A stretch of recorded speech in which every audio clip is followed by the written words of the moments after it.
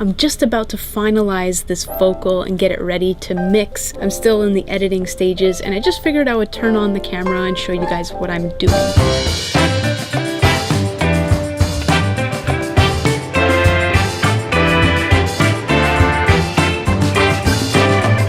What's up YouTube, Carol K here. I'm just about to finalize this vocal and get it ready to mix. At this point, I haven't really gotten a final mix of anything just yet. There's kind of an editing stage that you have to go through, and where you gotta just chop up these pieces of audio and get them nice and neatly cleaned so that you're not hearing any weird noises or breaths in the background. In any case, this vocal here is ready for that process to begin. So I've already done all the work that I need to do on these background vocals right over here, and this lead vocal still has a ways to go. So just right off the bat, as you can see, there's a lot of bigger waveforms here compared to the smaller ones, which are where the verses normally are, and they're a little bit more subdued. The choruses tend to hit hard. The first thing I'm going to be doing is going in there and cutting these sections to just kind of separate them. So a lot like many of the things that I do, I tend to self-teach a lot of things, and only later when I'm really curious I look it up and see if like anyone else is kind of doing that, and that's how I get validation for what I'm doing. And in this case, this process is actually called gain staging. And so basically what gain staging is you take the biggest waveforms in your lead vocal or whatever track you're working on that is like a prominent part of your song, and you isolate those waves and just kind of get them in and around the same size as everything else that's around it, so that you're not getting so many crazy peaks in certain areas and then not in other areas. And you notice I'm kind of eyeballing things and just kind of going through it easily like that. For the most part, I find that just doing that as a basic foundation has been able to do the job. Well, let's go back and listen to things now.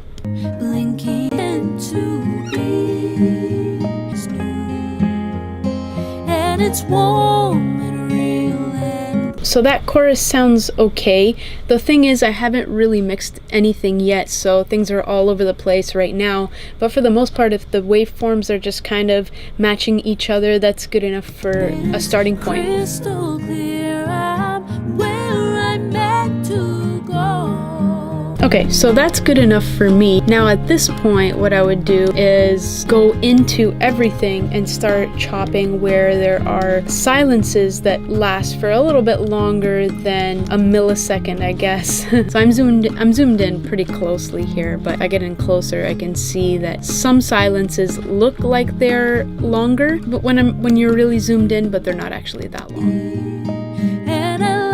Like for something like that, I probably won't be touching that very much just because it's not a prominent silence, so I'll leave it alone. But for stuff like this, I can kind of just eyeball it at this point. This also I've been doing for a very long time, so I kind of know my voice and I know the silences that need to be chopped, and a lot of the time the eyeballing is a really good starting point. It does enough for what I need it to do. Almost done here. So now that's enough eyeballing. Now I would go back to the very beginning and start actually cleaning things up as neatly as possible.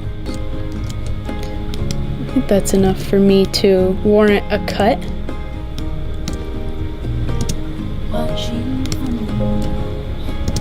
And then I cut that in the wrong spot. So what I'll do is I'll just have it go up to here. That's why you always want to quality control what you've done. So the thing about breaths that you'll notice is that I'm kind of getting rid of most of them, and it really depends on what sound you're going for. There isn't a right or wrong way to do this, but if you're going for that more studio polished sound, then probably best to get rid of all the breaths and maybe save a few. If you're doing EDM or pop or something that's a bit more a polished sound, then yes, you most likely want to get rid of most of the breaths, if not all of them. But for something like a live recording, it's probably best to kind of lower the volume of the breaths, and you could go in and do that as opposed to getting rid of them, because if it's live, you're most likely breathing, hopefully. But yeah, in that situation, you most likely don't want to be getting rid of breaths, because it's obviously an unnatural situation if that's the case. And that's pretty much it. As soon as I finish doing these chops and and cleaning up the edges and just tightening things and making things sound as clean as I possibly can. Then this will be done and I'll be ready to do some basic leveling and get a basic mix on this production. So I hope you guys enjoyed this video, this quick little tidbit. Hopefully we'll be doing a lot more of these. If you like this video, please hit that thumbs up. If you are new to this channel, consider subscribing because every single week I'm releasing brand new music. And by brand new, I mean I dig up the oldies and I put my own new spin on it. And every once in a while I release my own music. Until next time, I'll see you guys in the next video. Thank you so much for watching. Take care.